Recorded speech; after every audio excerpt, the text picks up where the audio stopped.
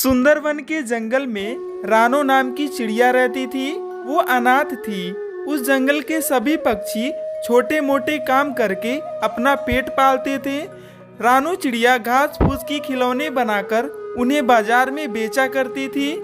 आओ भाई आओ, हरी घास की खिलौने ले जाओ, घास के फूल, घास के घर, घास के हाथी घोड़ा ले जाओ।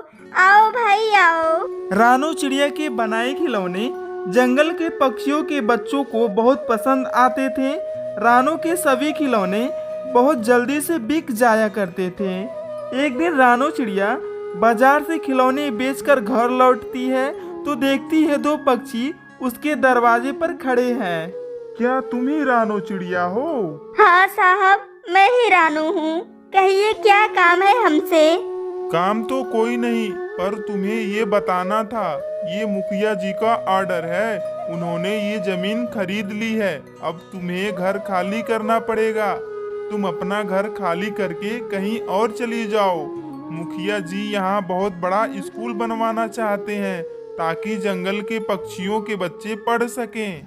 तभी मुखिया जिगरबाज वहाँ पहुँच जाता है। चलो चलो, घर खाली करो रानो चिड़िया। तुम्हें तो पता है मुझे ना सुनने की आदत नहीं है।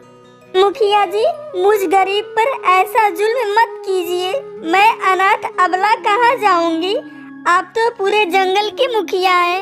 आप सभी पक्षियों के न्याय करते हैं, लेकिन मुझ पर अन्याय क्यों मुखिया जी, क्यों? रानो चिड़िया, तुम्हें तो बहुत खुश होना चाहिए। तुम्हारी जमीन पर स्कूल बन रहा है, जंगल के बच्चे पढ़ें, इससे बढ़ के खुशी और क्या हो सकती है। तुम जिद मत करो, अब जल्दी से घर खाली करो, वरना मुझे घर खाली करवाना आता है।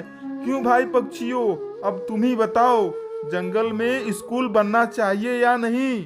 हाँ मुखिया जी, आप सही कह रहे हैं। तुम्हें घर खाली करना ही पड़ेगा।